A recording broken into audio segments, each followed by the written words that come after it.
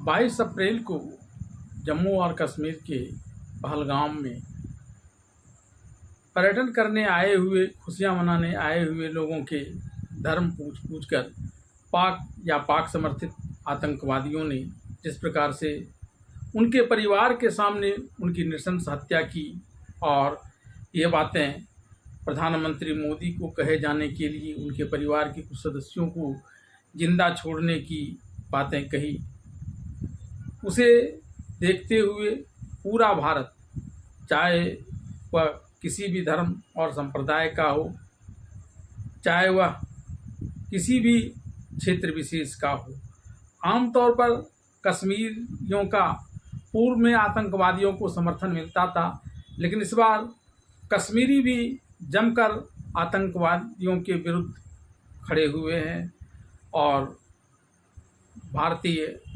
प्रधानमंत्री ने भी इस नृशंस हत्या की निंदा करते हुए आतंकवादी की ही नहीं, आतंकवादियों को किसी भी रूप में समर्थन देने वाले, चाहे उसके आका हों या उसे सूचना मुहैया कराने वाले, किसी को भी धरती के किसी भी कोने में रहने पर नहीं छोड़ने की बात की है। और इस दिशा में पहला प्रयास सिंधु जल संधि पर एक तरफा स्थगन लाकर किया है, जिसके गंभीर परिणाम पाकिस्तान को भुगतने पड़ेंगे और इसे देखते हुए वह वहाँ से गिरड़ भभकियाँ देने में जुट गया है। पूर्व विदेश मंत्री बिलावल भुट्टो ने यहाँ तक कह दिया कि यहाँ सैन्य आक्रमण किया जाएगा, एयर अटैक किया जाएगा, बांध तोड़ दिए जाएंगे, सिंधु हमारा है, इसमें या तो जल बहेगा या नहीं तो फिर उनका यानी भारतीयों का खून बहेगा। तमाम बातें। आइए एक नज़र डालते हैं कि भारत ने हालांकि अपने आगामी कदम को लेकर सिर्फ बदला लेने की बात कही है, अपने किसी भी कार्यक्रम का इसने खुलासा नहीं किया है, जबकि पाकिस्तान से परमाणु आक्रमण समेत तमाम प्रकार की बातें कही गई हैं। भारत और पाकिस्तान के बीच एक लंबा जल सीमा है। आइए इस नज़रिए से देखते हैं कि भारतीय नौसेना के तुलना में पाकिस्तान नौसेना कहाँ खड़ा होता है, क्योंकि इसे उसे नांगना होगा, इस तरफ से ही उसे आक्रमण करना होगा। हालांकि 26/11 में इसी का चूक का फ़ायदा उठाकर समुद्र के रास्ते पाकिस्तानी आतंकी यहाँ आए थे, जिसके तबर्रुमा को अभी भारत में लाया गया है। और एक बड़ा वजह यह भी हो सकता है इस समय इस आतंकी घटना घटने की कि उसके समर्थन में यह घटना न घटी हो। आइए नज़र डालते हैं पाकिस्तान और भारत के सैन्य तैयारियों को। भारतीय नौसेना ने 26 अप्रैल को अपने आधिकारिक मीडिया अकाउंट पर समुद्र में एक साथ गश्त करते 4 युद्धपोतों की तस्वीर साझा की है। इस तस्वीर के साथ एक स्पष्ट संदेश दिया गया कि भारतीय नौसेना किसी भी स्थिति से निपटने के लिए हर समय तैयार है। पोस्ट में लिखा गया, एकता में शक्ति, उद्देश्यपूर्ण उपस्थिति और साथ ही मिशन रेडी और any time, anywhere, any how जैसे हैशटैग का भी उपयोग किया गया।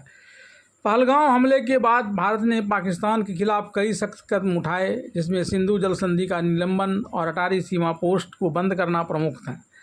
इसके जवाब में पाकिस्तान ने भारत के साथ सभी व्यापारिक संबंध तोड़ने और इसे युद्ध की कार्रवाई बताने का प्रयास किया। भारत ने न केवल सैन्य स्तर पर तैयारी बढ़ाई, बल्कि कूटनीतिक स्तर पर भी पाकिस्तान पर दबाव बनाना शुरू कर दिया। इसी कड़ी में भारतीय नौसेना ने INS सूरत से मध्यम दूरी की सतह से हवा में मार करने वाली मिसाइल का सफल परीक्षण भी किया, जो उसकी उच्च परिचालन तत्परता को दर्शाता है। भारतीय नौसेना और पाकिस्तानी नौसेना की ताकत की तुलना की जाए तो भारतीय नौसेना स्पष्ट रूप से पाकिस्तान से बहुत आगे है।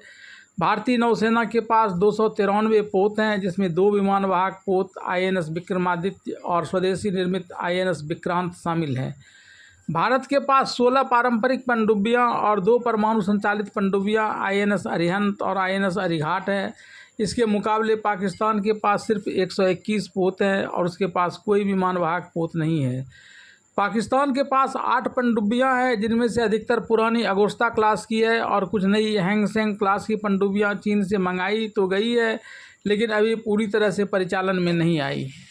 तकनीक के लिहाज से भारत पाकिस्तान से काफ़ी आगे है। भारत के पास ब्रह्मोस सुपरसोनिक क्रूज मिसाइल, पराक 8 सतह से हवा में मार करने वाली मिसाइल और स्वदेशी रूप से विकसित कई आधुनिक हथियार प्रणालियां हैं। वहीं पाकिस्तान मुख्य रूप से चीन से प्राप्त हथियारों पर निर्भर है, जिसमें C-802 मिसाइलें और हाल ही में प्राप्त YJ-12 सुपरसोनिक मिसाइलें शामिल हैं।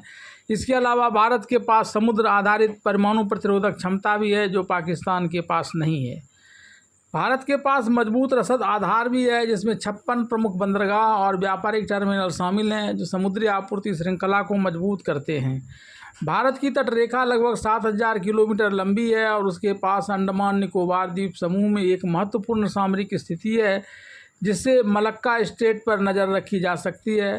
पाकिस्तान के पास केवल 3 बड़े बंदरगाह हैं, कराची, ग्वादर और पोर्ट कासिम, जो उसकी समुद्री क्षमता को सीमित करते हैं। इस तरह रसद और रणनीतिक स्थिति में भी भारत का स्पष्ट दबदबा है। इतिहास की बात करें तो भारत ने 1971 के युद्ध में कराची बंदरगाह को नष्ट करके अपनी नौसेना की क्षमता का प्रदर्शन किया था। आज भी भारतीय नौसेना संयुक्त राष्ट्र के तहत समुद्री डकैती रोधी अभियानों में सक्रिय भूमिका निभा रही है। भारतीय नौसेना आज आक्रामक और रक्षात्मक दोनों मोर्चे पर पूरी तरह से तैयार है, जबकि पाकिस्तान मुख्यतः रक्षात्मक रुख अपनाता है। मौजूदा स्थिति में भारत और पाकिस्तान के बीच नौसैनिक शक्ति की तुलना करना भी असमान प्रतीत होता है, क्योंकि भारतीय नौसेना हर पहलू में पाकिस्तान से कहीं अधिक सक्षम है। पहलगाम आतंकी हमले ने कश्मीर घाटी को एक बार फिर से झकझोर दिया है। इस हमले में मारे गए लेफ्टिनेंट विनय नरवाल, जो अपनी पत्नी के साथ हनीमून पर गए थे, उन 26 लोगों में शामिल थे जो इस आतंकी हमले का शिकार हुए। इस हमले के बाद घाटी में दशकों बाद आतंकवाद के खिलाफ व्यापक बंद का आह्वान हुआ, जिसमें हर समुदाय ने बढ़ चढ़कर हिस्सा लिया। भारत ने आतंकी हमले के बाद पाकिस्तान के खिलाफ कई कड़े कदम उठाए। अंतर्राष्ट्रीय समुदाय के सामने पाकिस्तान की आतंकवाद को पनाह देने वाली भूमिका को भी उजागर किया।